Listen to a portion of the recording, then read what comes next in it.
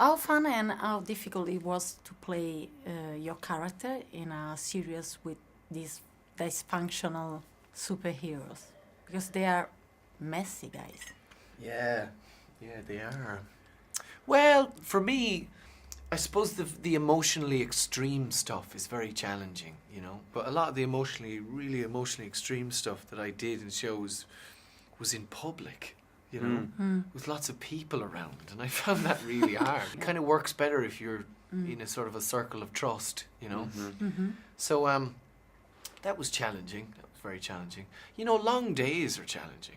I think for me, you know, piggybacking on, you know, long days, but also the intimacy of, like, when you have such an emotional scene. There is a thing where, like, you can't really look at people in the eyes after each take because you just don't even want to think about any other perception of what you're doing. But I think at the end of the day, at least for me, which was such a, because there's a rigidness to Diego that I was like, how do I find expression in between these lines of this guy who's trying to be serious and have a routine, and, you know, and so how do I find spontaneity in between those lines was very challenging for me. So they finally grow up because they didn't see each other from 13 years. Yeah. But they're still child. They are, yeah. They sort of grow up and regress at the same time. You know? Yeah, so being able to have the power of your character, what will you do with that? I don't know. In the comic book, Klaus can also inhabit. He can sort of haunt other people, exorcism style. So that would be quite fun, wouldn't it? Like wearing other people like a jacket. I'm going to go with egg throwing.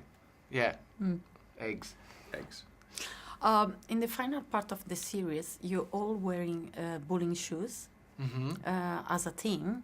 And it's bowling team.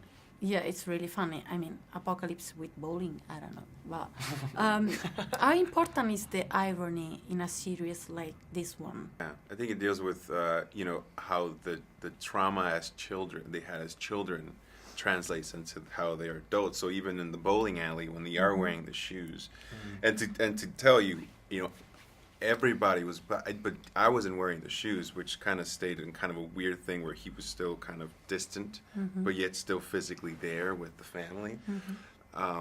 But it does say, like, you know, these people have a lot of growing up to do, even being in that position. Yeah, and you know, because as children they were raised to be superheroes. They were raised to be the superhero crime-fighting team. They had to save the world. There was all this pressure.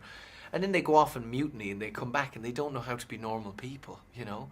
And so their normality is kind of their failing, or their abnormality is their failing as regular people. So I think it's very important for the tone of the show, yeah. Thank you, guys. Thank you, Roma. Thank you.